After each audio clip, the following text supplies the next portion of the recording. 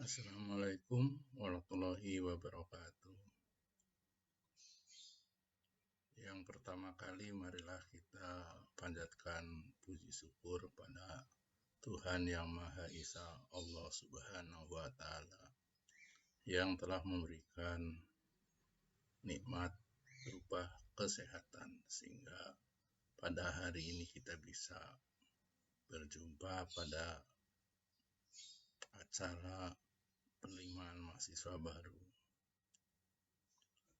Berikutnya saya mengucapkan selamat datang kepada teman-teman mahasiswa baru yang untuk tahun ini masuk sebagai mahasiswa IBIK. Perkenalkan, nama saya Mu'anas yang dalam hal ini dari unit BAAK. BAAK adalah unit yang ada di IBIK, di mana BAK itu singkatan dari bagian administrasi, akademik, dan kemahasiswaan, yang letaknya, ruangannya itu ada di lantai G, ya, yang berhadapan langsung dengan bagian marketing.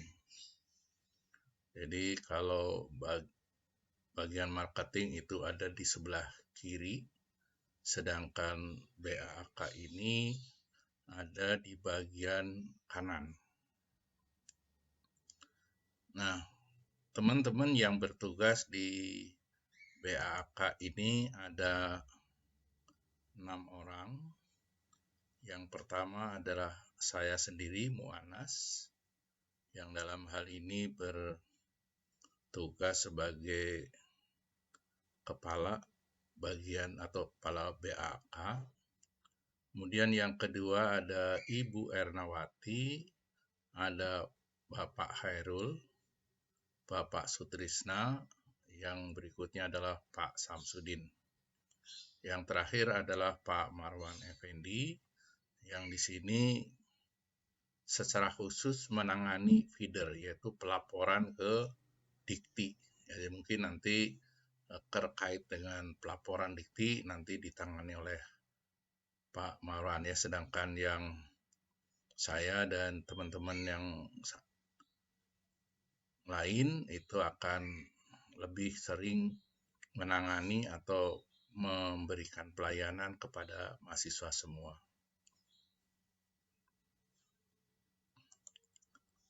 Kemudian ya, jadi di sini tugas dari BAK adalah memberikan pelayanan akademik kepada seluruh mahasiswa, ya. Mulai dari mahasiswa itu baru masuk pertama kali, ya, kemudian sambil di dalamnya ada kegiatan akademik, pembelajaran, dan seterusnya, sehingga pada akhirnya mahasiswa ini lulus, ya. Bahkan beberapa hal juga kita masih bisa melayani untuk mahasiswa yang sudah lulus sebelumnya, ya. Karena nanti biasanya ada tempat kerja, ya, dari tempat kerja dari alumni kita ini kadang-kadang ada meminta validasi dari ijazah yang digunakan oleh alumni untuk melamar kerja di sana, sehingga pihak perusahaan atau kantor, ya, itu ingin memastikan apakah ijazah yang digunakan oleh karyawan itu, yang dimana dia adalah alumni IBIK ini, kebenaran dari ijazah tersebut, ya, sehingga kita menangani mahasiswa meskipun mereka sudah lulus. Berikutnya adalah kalau kita lihat, ya, ini sepintas saja barangkali, ya, mahasiswa yang kuliah di sini ini bisa terbagi menjadi dua. Ada mahasiswa reguler, ya, yaitu mahasiswa yang memang baru pertama kali kuliah, ya, gitu, ya. Mereka ini adalah lulusan sekolah SLTA, ya, baik SMA maupun yang lainnya yang sederajat, yaitu baru kuliah. Sedangkan yang kedua adalah mahasiswa ini disebut sebagai mahasiswa transfer. Ya, mahasiswa yang mungkin di waktu sebelum masuk ke IBIK ini pernah kuliah. Baik mungkin kuliah sudah selesai dari jenjang pendidikan yang lebih rendah, misalnya D3, atau mungkin ada mahasiswa yang sudah kuliah di program S1 tapi belum selesai sehingga akan diselesaikan di IBIK ini. Kemudian yang ketiga RPL, ya ini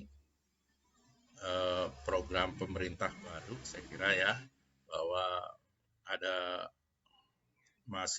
calon mahasiswa yang memang sebelumnya belum kuliah tetapi dengan pengalaman kerja atau mungkin hal-hal yang pernah dikerjakan dalam kegiatan sebelumnya sehingga ada pengakuan terhadap pembelajaran di waktu lalu. Nah, dari ketiganya ini nanti ada yang disebut sebagai nilai konversi ya, nilai konversi yaitu nilai dari mata kuliah atau nilai dari mata kuliah SKS maupun nilai-nilai yang sebelumnya ini sedang pernah ditempuh itu akan diterima tanpa harus kuliah lagi di IBIK ya, sehingga mahasiswa transfer ini boleh jadi atau hampir bisa dipastikan bahwa nanti masa belajarnya lebih cepat daripada mahasiswa reguler ya. Jadi untuk reguler barangkali itu akan kuliah selama 4 tahun paling tidak ya, atau paling cepatnya barangkali 3,5 tahun ya. Tapi untuk mahasiswa transfer ini mungkin bisa kurang dari 3,5 tahun ya. Oke. Kemudian kita lanjutkan apa yang layanan apa saja yang diberikan oleh BAAK ini kepada mahasiswa selama mereka belajar maupun tadi yang saya sebutkan setelah lulus. Yang pertama adalah kartu mahasiswa. Ya, saya kira ini sudah menjadi identitas bagi mahasiswa bahwa setiap mahasiswa harusnya punya KTM. Nah, dalam hal ini IBIK ini bekerja sama dengan Bank BNI ya 46 dalam pembuatan kartu mahasiswa, dan karena ini dikeluarkan oleh BNI tentunya bisa berfungsi juga ya, bisa berfungsi juga sebagai ATM ya. Jadi bukan hanya KTM tapi juga sebagai ATM.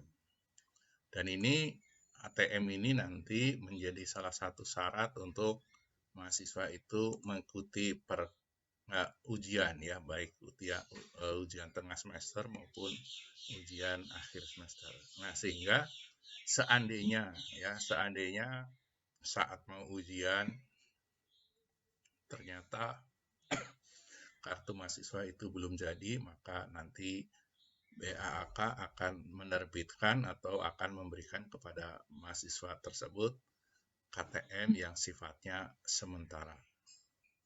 Nah, kemudian yang berikutnya adalah bahwa tadi adanya mahasiswa transfer ini berarti ada nilai konversi ya. Maka ini pun nilai konversi yang sudah nantinya ditetapkan oleh program studi, maka oleh BAK tentunya akan diadministrasikan ya, sehingga mahasiswa tersebut meskipun belum kuliah di IBIK ini tetapi sudah ada nilai yang sudah diakui. Berikutnya adalah surat keterangan ya, baik keterangan aktif, surat keterangan kuliah dan seterusnya. Ini berbagai surat hal yang terkait dengan bahwa mahasiswa itu benar mahasiswa dan sedang kuliah. Ini biasanya diperlukan oleh mahasiswa, baik untuk mahasiswa itu sendiri misalnya mengurus beasiswa, atau mungkin untuk kepentingan beasiswa di luar. Misalnya ada juga yang kantor atau perusahaan yang memberikan beasiswa kepada anak karyawan ya. Nah, sehingga si orang tua dari mahasiswa ini memerlukan surat keterangan. Nah, ini juga kita akan sampaikan, kita akan berikan. Berikutnya dalam proses belajar tentunya dimungkinkan bahwa tugas itu atau dosen itu memberikan tugas kepada mahasiswanya, ya. Nah, kadang-kadang meskipun secara umum tugas itu akan dikumpulkan langsung kepada dosennya, tetapi boleh jadi pada kondisi tertentu bahwa pengumpulan ini akan disampaikan melalui BAK, ya. Ini biasanya ada perjanjian antara dosen dengan mahasiswa. Nah, kemudian ada ketentuan di IBIK ini bahwa kehadiran kuliah itu menjadi syarat, ya, syarat untuk mengikuti ujian UTS maupun UAS, khususnya UAS, ya, ujian akhir semester. Nah, maka kadang-kadang ada mahasiswa yang ada alasan tertentu, mungkin izin, mungkin sakit, mungkin ada dispen, ya, atau yang lainnya, maka pada saat mahasiswa ini tidak kuliah dan mungkin dosennya memberikan kehadiran itu adalah alfa, nah biasanya saat menjelang ujian atau mungkin di waktu atau khususnya misalnya mahasiswa sudah sakit dirawat, misalnya begitu, ya. Kemudian ada surat keterangan sakit. Nah, surat keterangan sakit ini bisa diberikan kepada dosen atau nanti akan diinputkan oleh BAK ini. Nah, untuk kemudian berikutnya ada kartu ujian, ya. Kartu ujian baik UTS maupun UAS. Ini di waktu yang lalu kartu ujian ini dicetak oleh BAK memang, ya, tetapi untuk yang terakhir ini dicetak oleh mahasiswa itu sendiri. Tapi tidak menutup kemungkinan bahwa kartu ujian ini pun dicetak oleh BAK. Nah, kemudian berikutnya ada yang disebut sebagai kartu hasil studi. Ya, ini terkait dengan saat perkuliahan itu sudah berlangsung dan sudah selesai, sehingga ujian juga sudah selesai dan dosen juga sudah memberikan nilai, maka ada nilai-nilai dari semester yang sudah berlalu, ya, mungkin di semester 1, 2, 3, dan seterusnya. Nah, maka mahasiswa mungkin untuk kepentingan tertentu membutuhkan yang dinamakan sebagai kartu hasil studi, ya. Nah, itu kita bisa cetak nantinya. Nah, berikutnya adalah ada juga transkrip nilai. Ini sebenarnya hampir sama, ya, antara kartu hasil studi dengan transkrip nilai, cuma bedanya ini dua-duanya sebenarnya soal nilai, ya, nilai terhadap mata kuliah. Cuma bedanya adalah kalau kartu hasil studi ini adalah nilai-nilai di semester tertentu saja, mungkin 1, 2, 3, dan seterusnya. Sedangkan transkrip nilai ini adalah nilai dari seluruh mata kuliah yang pernah ditempuh, ya. Termasuk juga di dalamnya adalah kalau misalnya mata kuliah tertentu itu pernah ditempuh 2 kali, ya, karena misalnya ini contoh saja, ya, ada mata kuliah bahasa Inggris misalnya, ya, di semester 1 mendapatkan nilai C, gitu, ya. Kemudian tiba-tiba si mahasiswa ini merasa bahwa wah, C nilai yang kurang baik, gitu, ya, sehingga misalnya di semester 3 mengulang.